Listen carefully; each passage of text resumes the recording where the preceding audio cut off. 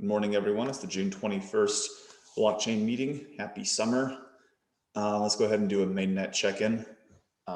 Everything looking good. I've been monitoring it over the weekend. I haven't seen any problems, besides the usual flash blocks. The only weird thing I saw was there was a set of flash blocks that were far enough apart that we ended up having 3 chain tips at one point.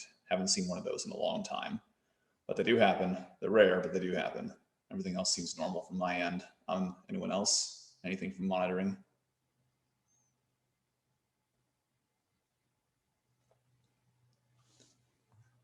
No news is always good news.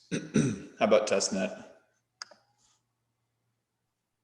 Testnet still seems fine. No followers appear to be lagging behind the miner. Everything's all synced up. I opened an issue about this last week about the chains coordinator going crazy when it boots up from new chain state. That seems to have been causing the several hours of unavailability. I'll see if I can take a look at that this week. It shouldn't be that big of a change, but I mean, famous last words right there. Yep. We still haven't figured out what was causing the V2 info storm that we've been seeing in the past couple of weeks. I think that was just somebody spamming the V2 info endpoint. Okay, so it was transient. It wasn't like something the infrastructure we have is doing. No, that's our best guesstimate, Jude. With better logging now, we should be able to tell if it happens again, where it's coming from. Yeah. All right, that's reassuring. So just a quick note on the testnet. We will probably be visiting the testnet on the next release. Yeah. We make a public announcement then so that people have enough warning. Yeah.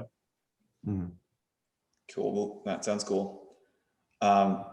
Is there an issue in the repo for this? I don't think so, but I can create the issue and take care of the PR. Cool. Thanks.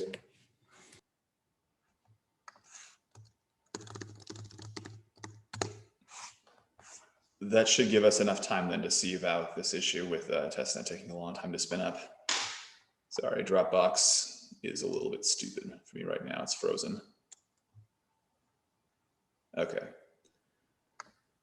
That's JavaScript, baby. I mean, just the other weekend, I was watching the Destroy All Software, the birth and death of JavaScript. It never gets old. Talks exactly about this problem. Highly recommend if you haven't seen it yet.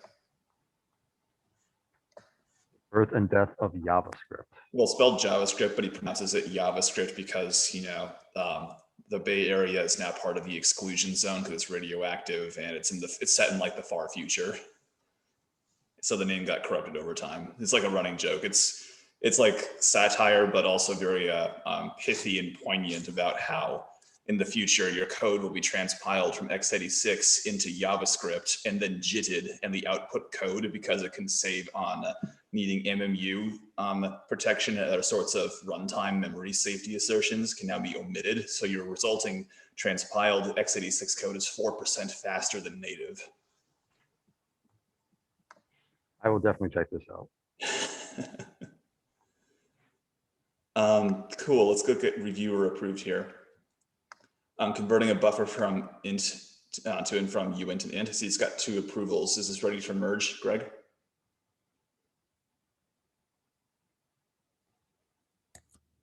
Hello. I think I was waiting for Aaron. Oh yeah, I think I need to take another look at this. Okay, so once coming up right now, but merge it. Yeah, I wasn't sure, like, should I mean, since we, well, it seems like he's the one that reviewed it the most, so I feel like just getting 2 approvals wouldn't make sense. Yes, I think that we also shouldn't merge this until like this is like opened against my like 2.1 versioning PR. Yes. And like, so if we merge this, then suddenly that PR is like larger and probably needs another set of reviews. So yeah. Okay, then let's hold on. Plus I'm opening future ones against this one, so it's creating So we have a bit of a so okay, hold off on merging that then until Aaron's other PR merges. We don't want to have a giant chain of outstanding PRs that depend on each other. Updating the default read count. I think this also has 2 approvals, but I think there's still the outstanding question about how we arrived at the read count of 64 in the default setting. And yeah. So the story here. So I think that the requirement for Cadico was I think 34 instead of 30. Okay. And I added some rounding, but yeah, we can maybe lower this value if we're not comfortable with 64. Yeah. Yeah, let's go to like 35 or something. Like if we have a specific use case that we want to increase it to, then let's go to 35. Because I think at 64, like these requests could take like 2 or 3 seconds. Yeah, maybe not. Wow, that's really long. Even for, I thought a Marf read only took at most a millisecond. I'm not sure. I think we should test it, but like our current block limit is set such that like the Marf interactions could take up to like a minute, and that's like what, 1,000 something. So I believe so. Yeah, it's like 1,600 or something like that. Yeah. Alrighty. Okay, yeah, let's go ahead and test that. We'll just be conservative when updating this value in the future. Yeah, I guess my next question is like, do we actually need to update the default? Like, this is a configuration setting. Yeah, but like, do we want people to mess with these values, or should it have like I mean, I think that initially this value has been set like pretty much empirically. Yeah.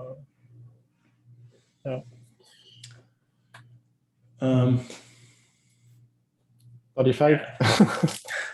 Yeah, I guess maybe that's like that's different, a different discussion, but yeah, I don't know. I think it's fine to increase the default here, but maybe, let's do like 40 or 35 instead of 64. Yeah, let's do 35 and see what happens. If they keep asking us for it, we'll just tell them to run their own node with their own settings. Yep. Review in progress. I see we got a PR out for the is standard. I guess this was sent Friday. Yeah. Okay. I'll take a look at it this week then. Aaron, should we also add you and Ludo? Or Ludo, should we also add you as well for the reviewers? So it's any 2 of us? Sure. Yeah. Cool.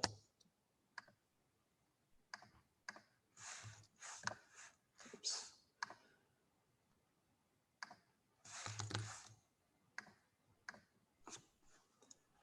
Alrighty, add text on the return value of var set. I think this needs one more approval. I've already approved it. It's like a really small change.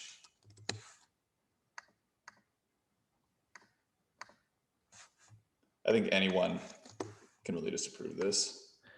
I could take a look at this, Jude, as well, because this is something that Patrick and I talked about. Oh, okay, cool. I'll just leave it at that then. Generally speaking, as long as we get 2 approvals, it's fine. Functions to convert between strings and ints. This is also open against Aaron's PR, I take it. I think it's open against mine. Okay, so as soon as we get the other one merged, then this one will be easier to review. Yeah, so I guess I just started sending them out now. Otherwise, it would be like too much probably sent out later. Yeah, that's fine. But it is kind of confusing. Like this is open against my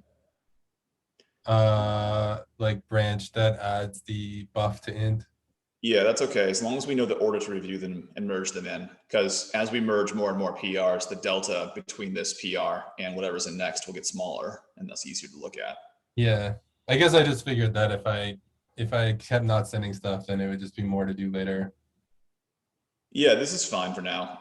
You're pumping them out at about the same rate as we're able to review them, modulo us having to look at other things that are more blocking. But yeah, that's fine.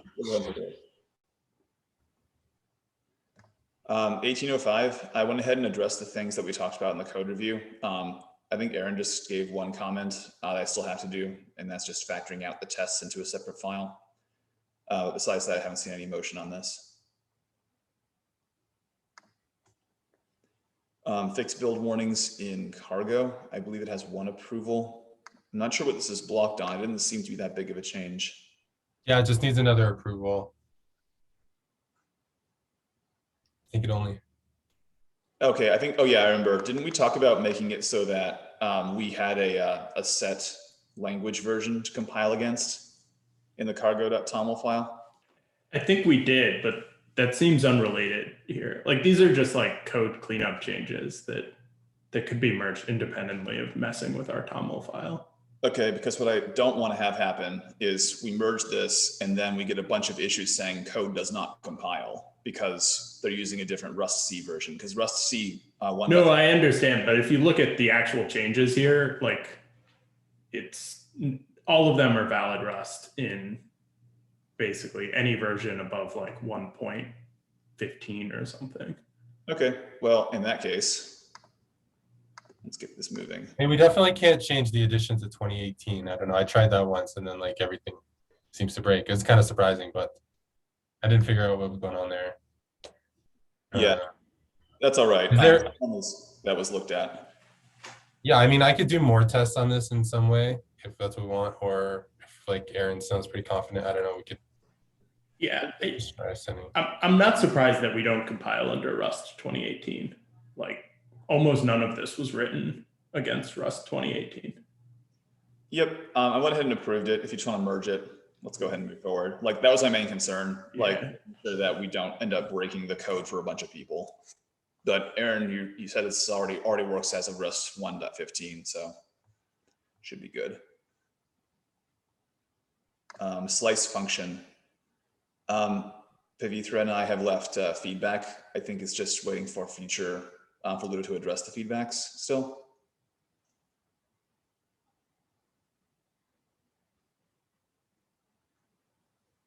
I think that one thing that I have noticed both in the Slice PR as well as these other PRs, we don't really have a good way to represent Clarity V2 costs. In part because we'll need to have like a new cost contract and stuff. So I guess that'll be a separate PR later. Is that how y'all were thinking about doing this?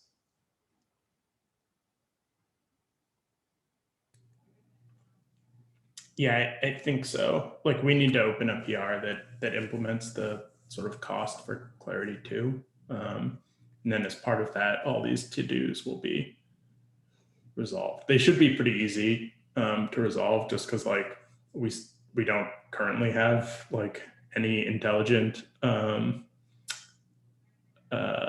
constants for these functions, but it will add some work to the benchmarking stuff. Yeah.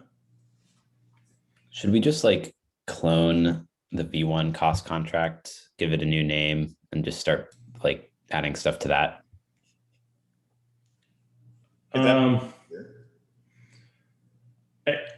I think that is like almost what we can do, but we need to do, there's like one more intelligent thing that we need to do, which is like the cost voting contract itself needs to, like it needs to know that you can't submit a vote before the epoch switch on any of these new cost functions, but you can afterwards. Right. But I just mean like for the time being, like so that we can actually have like just so we can like write down the cost functions, not necessarily like it wouldn't be like the final version. It's just kind of like almost like a note. Yeah, maybe. I mean, I don't know. We should open a PR this week that does this cost changes. So like, yeah, I don't know how much of a, I don't know how much of a Band-Aid I think we're going to need necessarily. So yeah. The costs smart contract contains the voting logic too, right? So no. It's two contracts, one with the cost functions, one with the voting. Okay. You should maybe instead of trying to update the cost voting, it almost kind of feels like I don't know. I kind of don't want to get into the habit of just wholesale replacing contracts every epoch switch if we can help it. I don't think we're going to have to. The cost voting contract doesn't itself know whether or not a vote is like for a valid cost contract. That's right. So we already have this interposition in place. And so we just need to update that logic. Yeah, that's what I was getting at. Like, if that's already the plan, then I'm just wasting my breath then. Yeah. Yeah, technically cost functions can live in any contract, I think. Yeah. So ideally we'll keep the initial one maybe and add all the new functions to a new contract. Yeah, I think so. Like it'll just be like basically like a new set of defaults. So like the way that the cost tracker sort of like boots up, like it looks to see if there's any like certified votes on cost contracts. And if there aren't, then it just like loads defaults. And so it's just going to need to change its logic for new functions, like Clarity 2 functions. It's going to look in a different contract for the defaults. So ultimately, like, I don't think that it's like that huge of a set of changes, which is why I think we should probably just try to get that done. Yeah, that will end up completing the rest of these PRs. Yeah. Cool. What's the status of this PR here? The microblock data missing. Oh, this is an issue. Yeah, I think the PR associated with these two issues is merged. Oh, it's merged? So, yeah. Oh, great. Let's go ahead and close this then. And this one as well.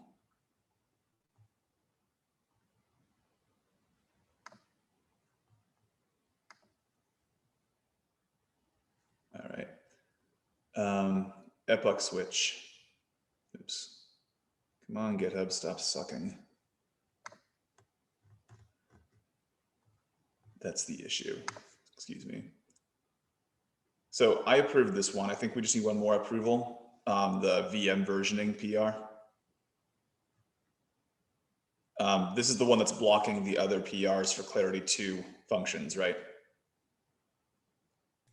Yeah, I think so. Cool. Okay, so as soon as we get one more reviewer, let's go ahead and merge this, then we can start merging the other ones. How are we doing? I never mind, that's just a one-line change. The guy, all this guy needs to do is just sign the CLA, and then we're good to go. That's an issue. That's an issue. Okay, epoch initialization. I left some feedback on this. I think it just needs more, like another round from the person. Yeah, that's right. There might be some changes that are needed, or I think I might have addressed them. Like it was something like the tests weren't actually testing return types, but I think I added a test observer to do that. So yeah, I think that was the biggest thing. But if that's done, then that's like the only real blocker I had. All right, new issues. Jay Wiley, do you want to talk about this one briefly? I do. 1 second. Yeah, so this is something I've been fighting with for the past week or so. I've been speaking with Aaron and Ludo and Charlie about this. You know, we have some external people that are trying to spin up some testnet nodes for integration tests and other reasons. You know, we've tried a bunch of different configuration scenarios. We've tried using a known Bitcoin testnet node to rule out any internal connection issues. They can always sync the burn chain fine. Once that burn chain is synced, they're unable to sync stacks blocks. So as a test, I had a few people over the weekend just spin up a testnet node without an event observer, using they were using a local Bitcoin testnet node, and another one was using one that Hero hosts. I also did the same on my end, leave my laptop open basically all weekend. The burn chain synced without a problem, as expected. The stack's tip height would not progress. I've added the full output of the logs from this morning to the issue I put in the chat. The one thing that was weird though was I closed my laptop accidentally, so the connection was severed. When I opened it, everything started back up, and then I started seeing the stack's tip height progress, and it still seems to be the case. I don't know what that means, but it is a problem for, a lot of people are starting to see this. Okay, let me see if I can duplicate it locally, and I'll take a look at the logs. Appreciate you having the debug logs available, because that's like the thing that I really need to figure this out. Yeah, I can get debug logs as well if you want. Speaking with Aaron, he mentioned just generic logs would be fine. Okay. Yeah. So yeah, if you want me to run more tasks, I can do it myself. The external people, it's a little challenging to get all the data that I want from them. Yeah, true. They'll give me like 5 minutes of logs. I would say that if you're interested in figuring out what's going on in this problem, Jude, I would recommend spinning up a testnet node from Genesis. Yeah, of course. Yourself and seeing what happens, because I don't know. I personally haven't been able to spin up a testnet node from Genesis in probably 3 or 4 months. Really? Yeah, it definitely seems to be something recent. I think I was spinning up testnet nodes maybe 2 weeks ago or so, and everything seemed fine then. It only seems to be like the past week or so that it started happening. Okay. Maybe a little longer, but that's my recollection. In testnet, I think we started using the persisted chain state sometime in April. So about 2 months ago. Yeah, it was definitely working after that, because I was using a persisted chain state locally when I was doing some testnet testing. Yeah, like I said, it seems like something changed in the past few weeks. Or something that is unlikely to happen started to happen more frequently because we have more reward cycles to deal with. Very possible, yeah. I have a hunch it's probably something to do with the sync watchdog or something not handling a certain corner case properly, but like we'll have to try it out.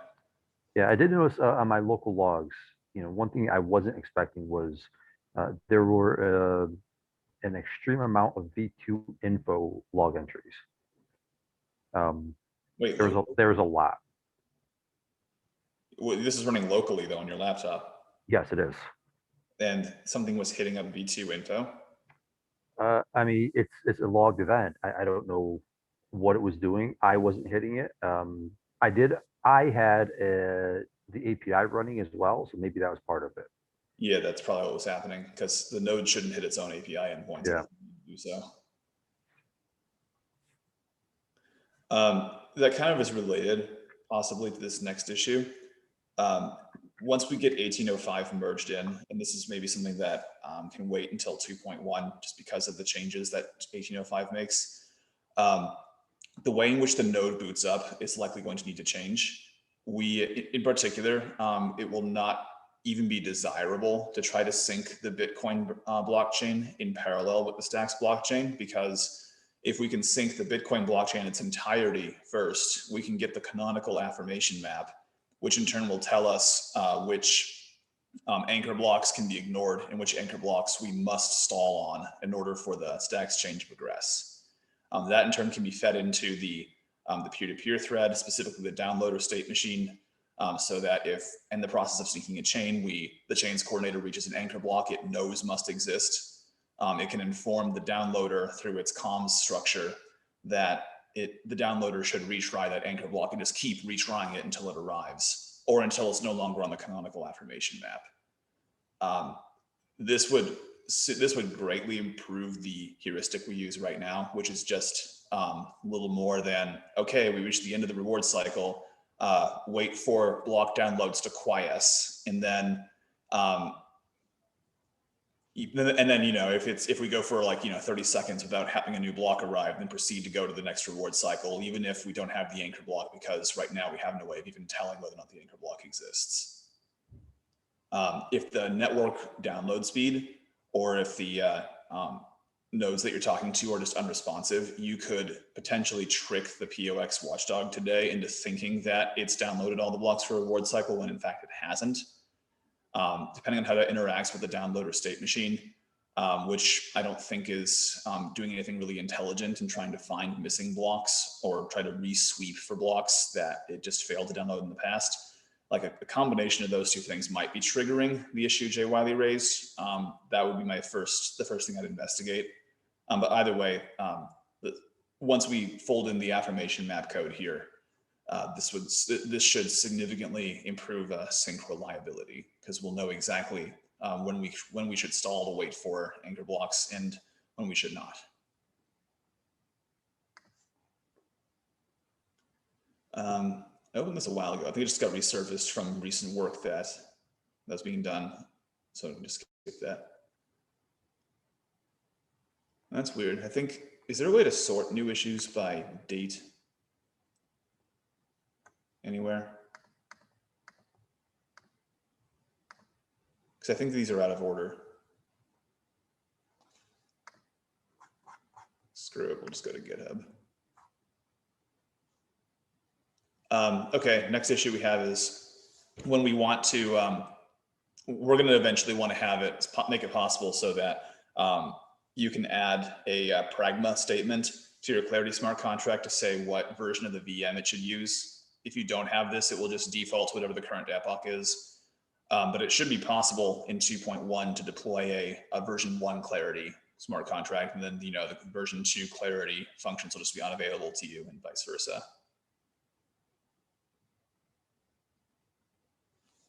Does that sound about right, Aaron? Yes, I think that's pretty much it. I go back to this issue here. I think this was a dupe of a related issue from last week. The TLDR is that the guy noticed that block commits can be bumped by Stacks miners. It sucks. Bitcoin miners. Yes, Bitcoin miners can bump block commits into the next block. It sucks when it happens, but there's not much we can do about it. I think we just talked about this. We're gonna mark the 2.1 Stacks 2.1 Clarity methods in the docs somehow. I think it's just a matter of updating the structure, right? The JSON structure for the docs. Yeah, it should be pretty easy actually, but just updating the structure, and then the docs generator should be able to just include the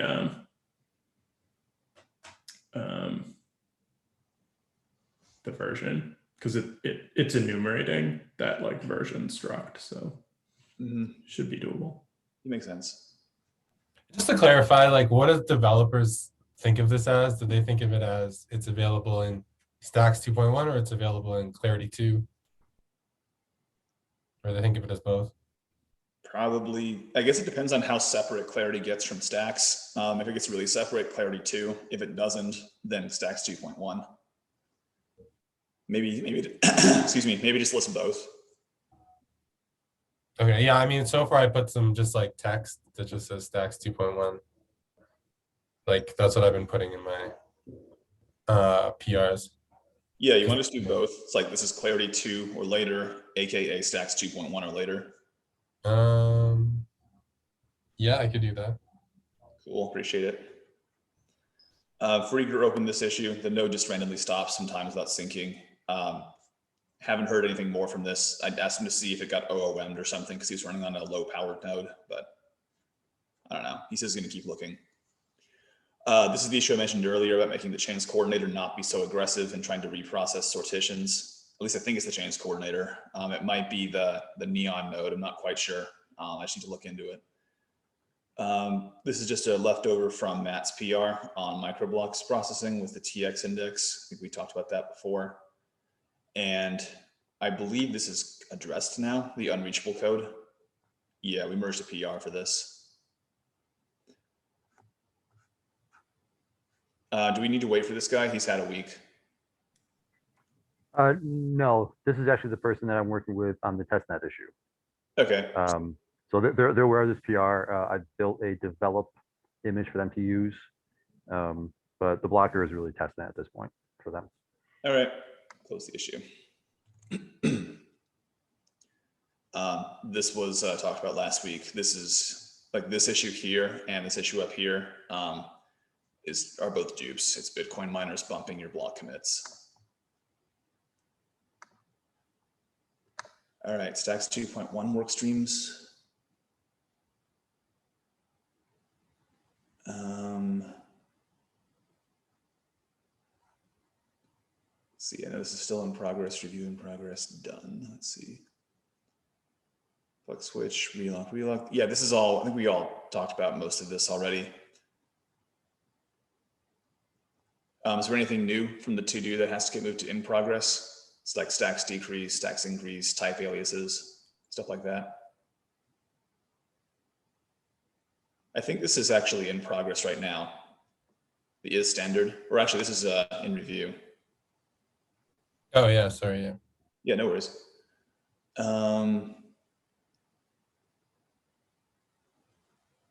What is this issue right here? Is this consensus critical?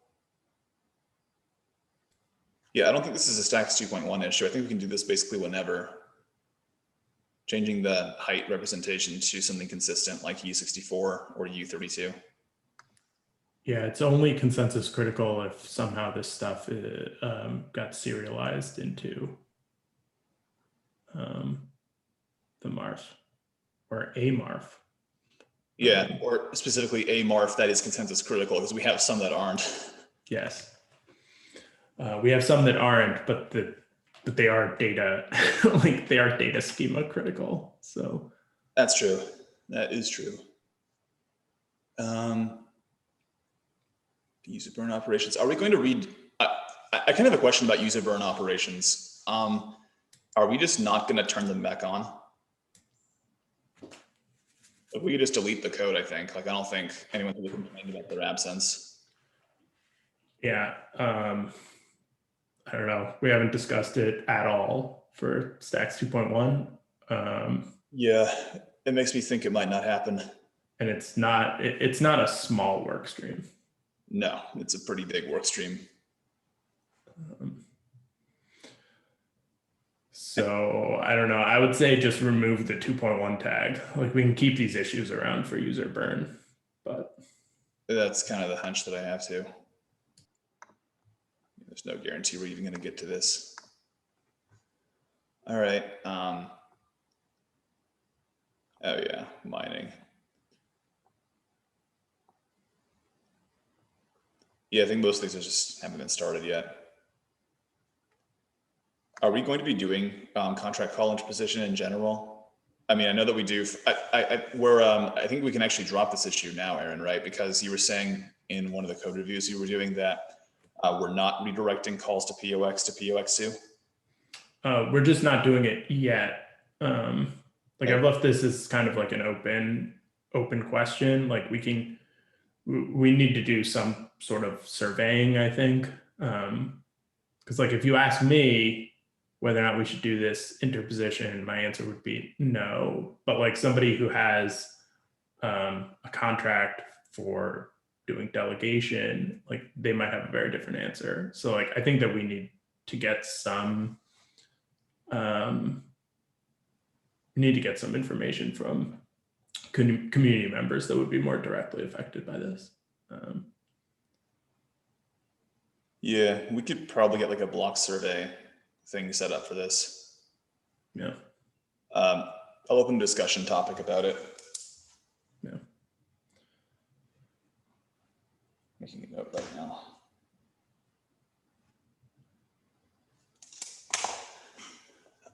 Okay. Yeah, I think the rest of this is still just in the process of to-dos. Yeah. Yeah, okay. Deal with it when we get to it. Actually, no, wait, I think this is in progress, right? Fixing principle of. Yeah, I mean, I did look at it. Yeah, so It's also in progress too, I it's think. not mailed or anything. Yeah, I mean, it's fine. Like, it's no longer sitting in the backlog. Oh, I see. Yeah. Yeah. Oh, there's also buff in ASCII, or no, buff ASCII comparison. I saw that one. Just scroll by. Oh, that's also in progress. Yeah, that's in progress. Sweet. Actually, just wanted to ask a quick question about this. We're not doing extension contracts anymore, right? So this issue can just be closed about not charging for the contract load for an extension contract. Yeah, I think it can just be closed. Sweet.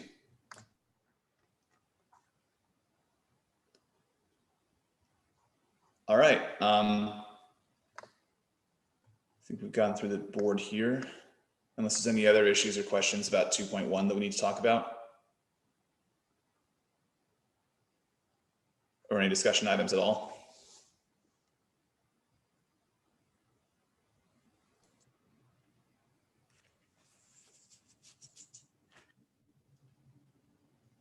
All right, going once, going twice. Cool. So if we can just get the the PR out for resetting the test net, and we'll just do that on the next release. Do we have a release manager for this upcoming release? I think it's supposed to be me. Oh, awesome. Cool. So I guess I'll have to learn about exactly what that means, but we send you a bunch of PRs and you make sure they all get merged. okay. Then we get Yeah. to let you if they break. Basically, yeah, you pick which PRs on develop are like blocking the release, like which ones need to be merged to develop before the release, and then you coordinate with like DevOps with like rolling out the develop like release candidate versions. And that's pretty Greg, much it. the only thing I would ask is just ping me directly before we want to do any kind of reset, just because I've got some external people that aren't in Discord that would like to know about it.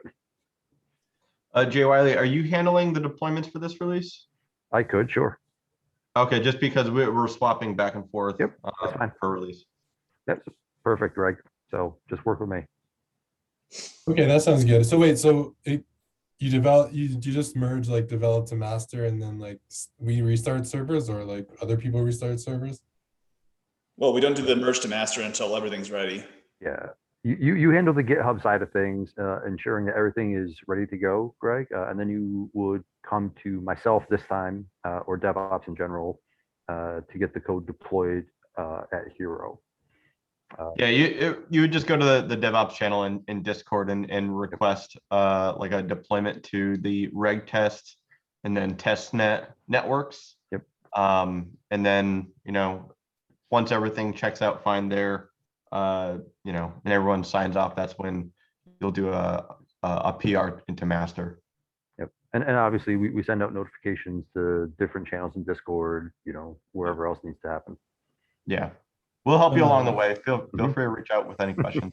So a big part of it is like other people just choosing to like get the new version Yes. from master. Yeah, but Yeah. again, it's imperative don't merge to master until everything else is done. Yes. Right, okay. Yeah. So I think that what we should do is add a section to the README called like release process, that describes a ton of this stuff. I'm happy to help out with that. Yeah. So I think that that's going to have to be like a little bit of a team effort. So I can like get started with a PR that adds the release process to the README, and I'll just tag all of you. And then people can just start wildly committing to the same branch, and we'll see how it shakes out. Nice. Yes. So question about the process. So I think that there's a few things that are pretty much like Hero specific, like everything related with deployments kind of belongs to Hero. So do we want to put that in the README? I would say no. I would say yes, because these are steps that like are going to block merging to master, right? Like if Hero cannot get our test nodes deployed, or like the Stacks Foundation cannot get their nodes deployed, like none of us are approving a release. Yeah, I agree with Aaron then, because we do run those seed nodes specifically to Right. bootstrap things. Yeah. So, yeah, Maybe I changed my once the- opinion.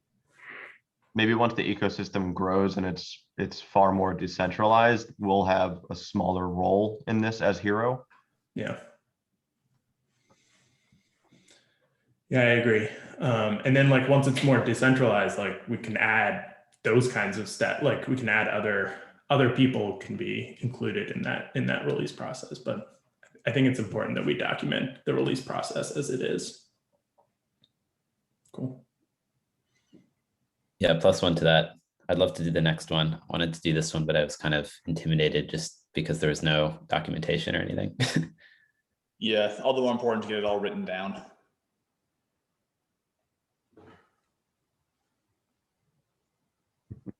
I can write it down for you, Jude. Do the needful. Now, I'm happy to Problem help. solved. Like this is going to be like the upgrade process for all the non-breaking changes, and we'll probably have a separate one we'll write later when we do the breaking changes, like vote to exit at block height. But until we have like a PR for that, which I'm working on this week, no need to even think about that issue. Cool. Yeah. I'll get that. I'll get that PR started. Thanks, Aaron. All right. If there's nothing else, go ahead and stop sharing and stop recording.